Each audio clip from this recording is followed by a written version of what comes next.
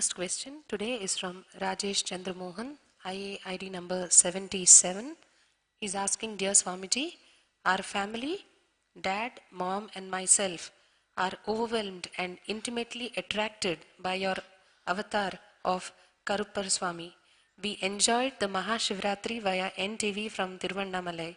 The energy from Karuppar Swami during this inner awakening was also very intense and powerful. Please share your mystical experiences with Karuppar Swami, Kala Bhairava. Rajesh Chandramohan. Understand, I'll introduce the Kala Bhairava. In North India, he is called Kala Bhairava, in South India as Karuppanna Swami. He is the causal body, the source from which everything comes out. Shiva has multiple dimensions. Please understand. When I am writing a book, I am a writer. When I am speaking, I am a orator. When I am initiating, I am Guru. When I am giving boon, I am God. So many of my dimensions, but it is me in everything. Same way, Shiva has so many dimensions. Kala Bhairava is one of his dimension. Every action of Shiva becomes one dimension of him, an independent energy and graces people. So the Shiva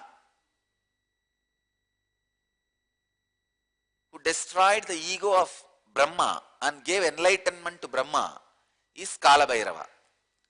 Suddenly one day Brahma thought, I also have 5 heads, Shiva also has 5 heads. I can do everything, whatever Shiva does, and I am Shiva. Actually, when you are Shiva, you will not feel you are Shiva, others will feel you are Shiva. You will just feel only emptiness, that's all. But this Brahma has become a little egoistic. Not only he became egoistic, he started doing forgery work of Shiva. Whatever Shiva is supposed to do, and this fellow started interfering. Just Mahadeva threw a small nail from his finger, and that nail assumed the form of Kala Bhairava, went and cut the head of Brahma, just like that, casually. And that skull only is in the hands of Kala Bhairava. Brahma Kapala is in the hands of Kala Bhairava. And Brahma's ego was destroyed and he became enlightened. Then onwards, he became useful to himself and to the world, and deeply grateful to Shiva. So same energy came again in Pandya kingdom in the South India to destroy the ego of a king. See, there was a king, and Manikyavasakara, a great saint, was the minister.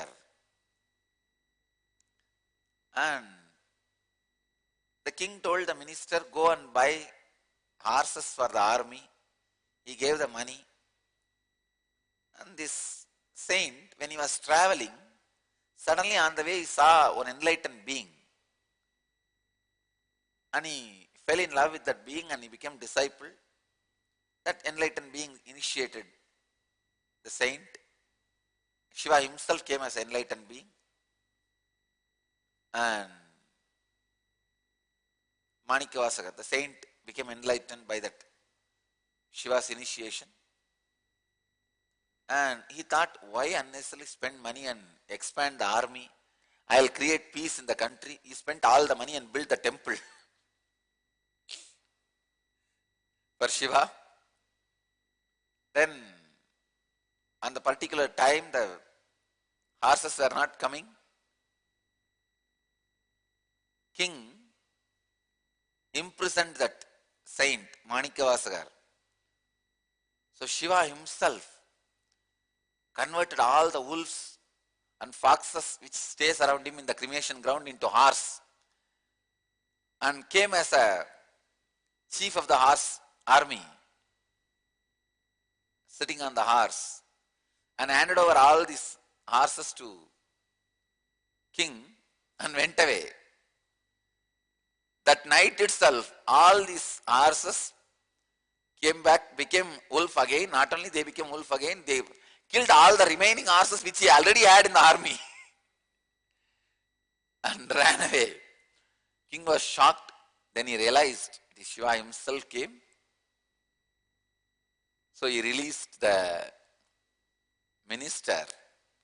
Shiva appeared and blessed king and the kingdom. Don't worry, there will never be a war.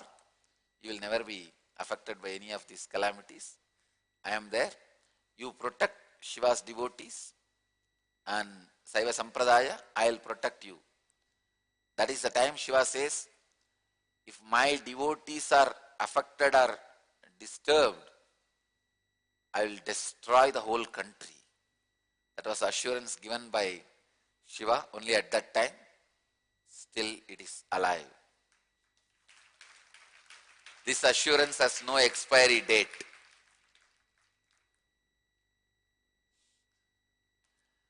And Shiva's form came on the horse to destroy the king's ego, teach a lesson to king, is Karupanna Swami. That is Karupa Swami, Kala Bhairava. See, Kala means black, darkness. Kali means the feminine blackness, feminine darkness. Kala means the masculine darkness. Karuppu means again in Tamil darkness. In Sanskrit we call Kala, in Tamil it is translated as Karuppu. The causal body, the source from which everything comes out is Kala Bhairava, Karupanna Swami. Kala Bhairava was a powerful protector. Kala Bhairava always stood by me from the young age as my security. There is so much to share about Kala Bhairava.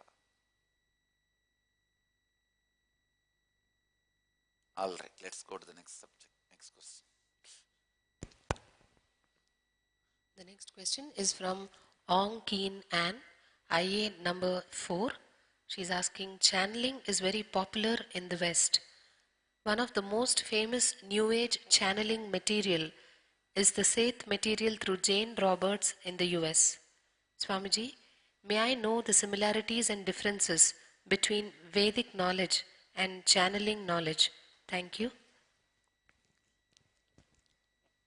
Onkinan, I do not know. May I know who it is? Number 4. I have no, not much, I don't have any experience about this channeling. And I'll read and understand what is channeling, how it is happening. Then I'll compare both the Vedic Bhava Darshan and the channeling.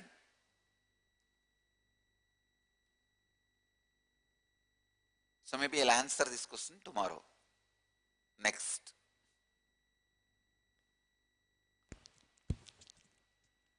The next question is from Magda Begala, IA number 23.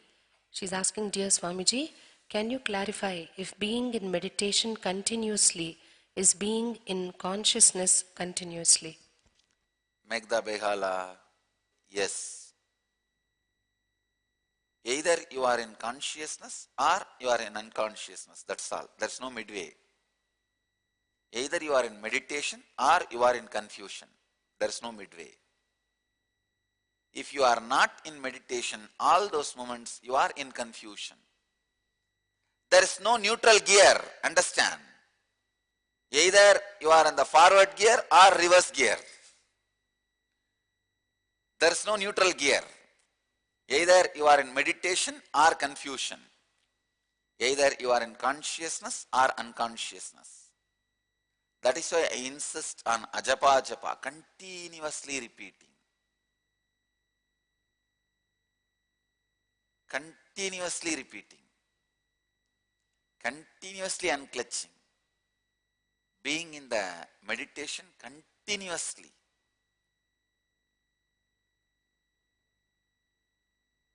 everything, when you are in meditation, please understand, everything shines. Either you live in meditation to be conscious continuously, or you live in confusion to be unconscious continuously. Next question.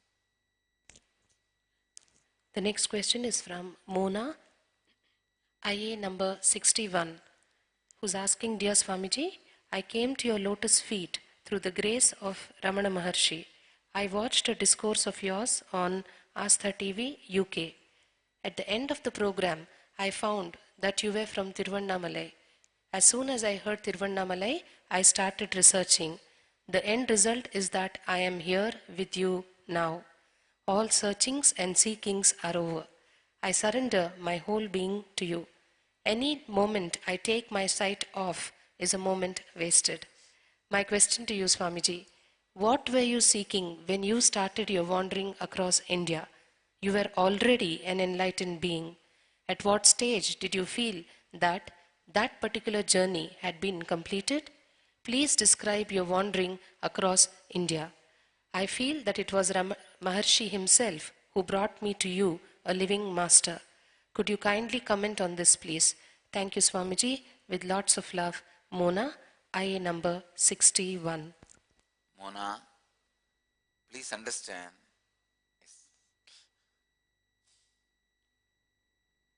my wandering was not in search of anything for me, but in search of disciples and devotees who will receive what I am offering, and in search of perfecting the technology and the methodology to share what I am offering. Please understand, modern day human beings have become so thick logic beings, especially, see, after Ramana Maharshi and now, in this last 60 years, whole humanity has gone through some extraordinary transformation, whether right or wrong, it has happened. Human beings' logic has become at least 100 times thicker than the time of Ramana Maharshi. In Ramana Maharshi's time, how your logic was, now it is 100 times thicker. So, the teachings and the techniques Ramana Maharshi taught to human beings is not enough to help in the mass. If I have to help millions, lakhs and billions, the methods and teachings Ramana Maharshi expressed is not enough. That helps only certain level of people. Now, your logic has become too thick. So, I have to develop the best methodology to share these great truths with you all. So, I was in search of designing and developing the best methodology to share these great truths with you all. From each sampradaya, from each tradition, from each monastery, from each sadhu, from each human being, I learned something. I learned what they want, how to tell them, how to give them fulfillment and make them reach enlightenment from every individual. So, my wandering across India, it was not just across India, to tell you honestly. It was across many places, not just many countries, many planets.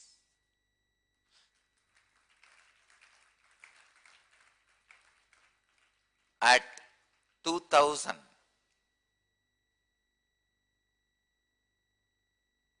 I felt my journey has been completed.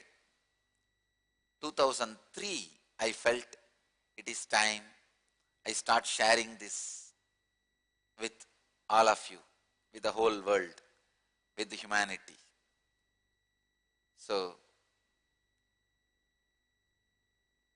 Mona, you are feeling Maharshi himself brought you to me is right.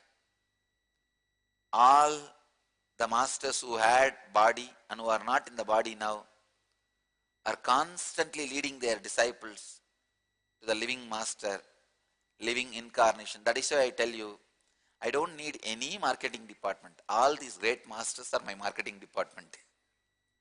Paramahamsa Yogananda, Mahavatar Babaji, Ramana Maharshi, Ramakrishna, Shirdi Sai Baba, all these people are doing my marketing department work. What more I need? I don't need any other marketing department. Because our marketing department is higher plane.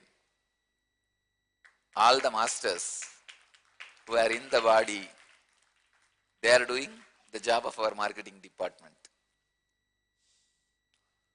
Please understand, you are brought to me by Ramana Maharshi.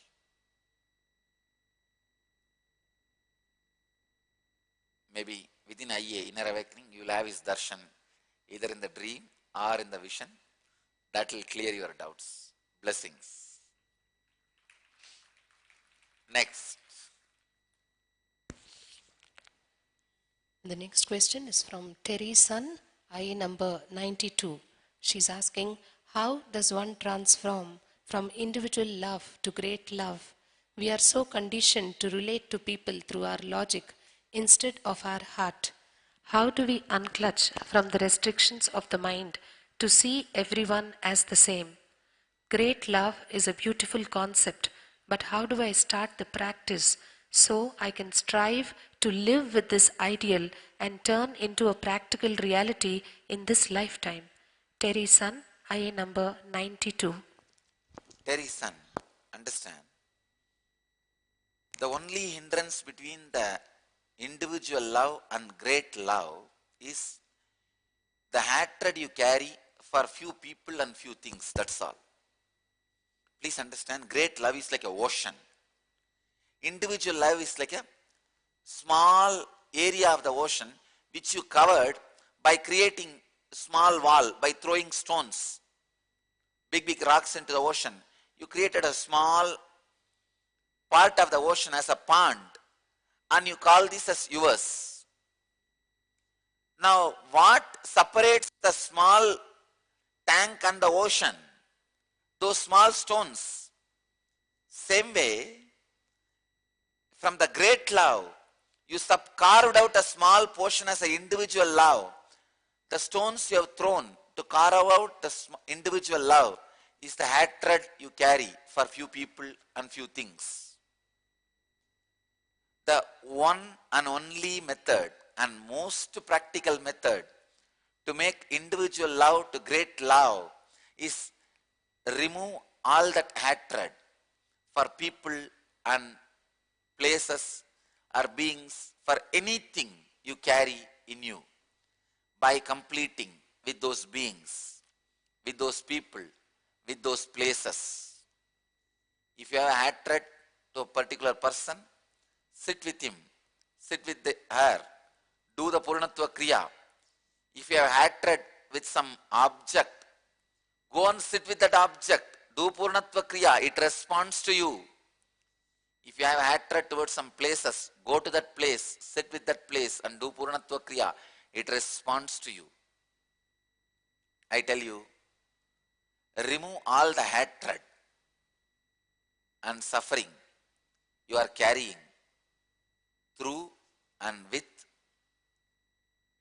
so many objects and persons and people. Purnatva Kriya means completion.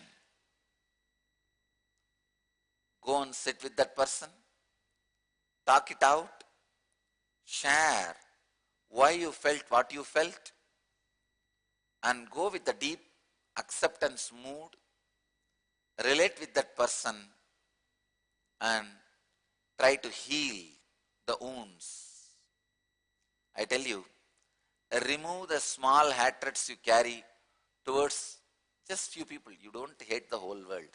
Maximum 20 to 30 people you may be hating in your life. Remove that hatred. Simply the individual love will become great love. Alright, last question, finish it. The question is from Anshul Chaturvedi, Lucknow, India. He's asking Pujya Swamiji, Vedic tradition describes yatra as one of the important spiritual rituals which every person should do at least once in his lifetime. Can you say something on the significance of doing yatra or pilgrimage, especially with an enlightened master? Also, would like to know, why do you give the initiation into saffron robes for those traveling to Kailash with you? Is it like a temporary sannyas? Anshul Chaturvedi, Lucknow, India. Please understand. Yatra, spiritual pilgrimage, is such an important dimension for every spiritual seeker. Getting out of the place you are living, where your identity is living, where people perceive in their own way about you, first gives you the freedom to be out of your identity. When you go to these high energy centers like Kailash, not only your old identity is removed, the possibility for the growth of new consciousness happens. Especially with an enlightened being, he will properly use that situation and create identity crisis in you and clear your old identity and create complete new inner space. And you are asking, I would like to know, why do you give the initiation into saffron robes for those traveling to Kailash with you? Is it like a temporary sannyas? Anshul, it is not temporary sannyas, it is glimpse of sannyas. Understand, there is a difference between both. The word temporary sannyas and glimpse of sannyas. When I say glimpse of sannyas, I am inviting you, inspiring you to be with it completely. I am giving you the glimpse of it. When you say the word temporary sannyas, it is already means something which is not going to stay with you. When I say glimpse, it is invitation. Understand?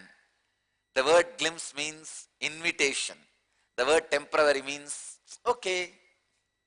There is a big difference between these two words. What I give you in Kailash, or this time I introduced even in the inner awakening, 21 days.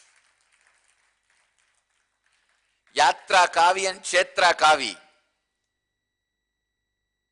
The saffron you received during the travel study program or during the meditation retreat. Yatra or Kshetra, both Kavis, are not temporary sannyas, they are glimpse of sannyas. So understand, there's a big difference between the word temporary sannyas and glimpse of sannyas. When I say glimpse, it is an invitation. It is an invitation. So,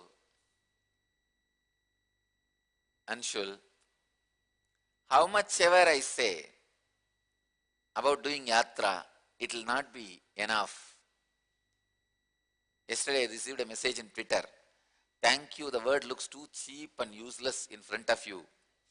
Same way, how much ever I describe about Kailash, I cannot describe. The only word I can tell you is, come once, see it.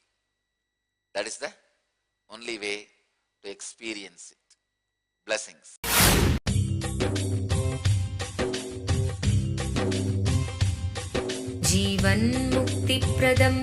Paramahamsa Nithyananda, a rare living incarnation, is named among the world's 100 most spiritually influential personalities today.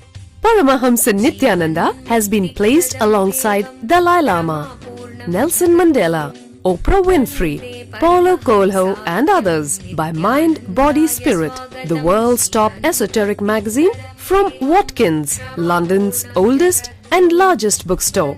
A yogi by birth, he has been expressing his power of enlightenment since birth. He has authored more than 500 books in Tamil and English. Translations of these books are available in 26 languages in Telugu, Kannada, Malayalam, Hindi, Sanskrit, Gujarati, Oriya, Bengali, Marathi, French, Malay, Polish, Portuguese, Italian, German, Danish, Spanish, Russian, and Chinese. He is also an exemplary speaker with over 10,000 hours of profound life solutions through his discourses. Social services such as Annadan, free medical care, free educational services with ashrams, schools, temples, hospitals established in more than 140 places around the world, offering exceptional services. A powerful spiritual healer who has healed millions of people of diseases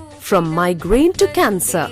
A Kriya Yogi who has formulated Kriyas for physical health and mental well-being, benefiting thousands. A living master who offers practical solutions for our everyday problems. He is the founder and spiritual head of Nithyananda Dhanapeetham, a spiritual powerhouse who has revived the sacred Vedic tradition by establishing Vedic temples in places like Los Angeles, San Jose, Seattle, Toronto, Ohio, Oklahoma, Phoenix, St. Louis, Malaysia, Brazil, Paris, Guadeloupe, Dallas, New York, New Jersey, Atlanta, Calgary, Vancouver, Singapore, and places in India like Bengaluru, Hyderabad, Tiruvannamalai. A spiritual guru for 10 million followers, an incarnation who transmits the highest spiritual energy through initiation, a contemporary yogi who has revived the Vedic science of yoga worldwide through thousands of yoga centers, an adept in Ashtamahasiddhis, mystical yogic powers, who has effortlessly awakened the Kundalini of thousands and graced them with spiritual powers, a dynamic young guru who is an inspiration for thousands of youngsters. India's most watched spiritual guru online, a beacon of spiritual light who has triumphed over the forces of religious terrorism and political persecution. Paramahamsa Nithyananda is an eternal Kalpataru, blessing the world with the boons of material abundance and spiritual enlightenment. Anandanubhavaswadam sarvaroganivarakam Vande Papa Vinashaktam Nithyanandaya Swagatam Nityamuktam Nirvikalpam Dhyanaloka Pradipakam Vande Shantamayam Bandham Nithyanandaya Swagatam Anandagandha Sancharam Sarvopadhi Vinirmuktam Vande Jnanalayam Natham Nithyanandaya Swagatam. Let you all achieve, experience, live, express, radiate, share and explode in eternal bliss. Nithyananda. Nithyananda Dhanapeetham, Nithyananda Nagar off Mysore Road, Bidadi, Bangalore 562109. Contact 097422033311. www.nithyananda.org. www.youtube.com/lifeblissfoundation.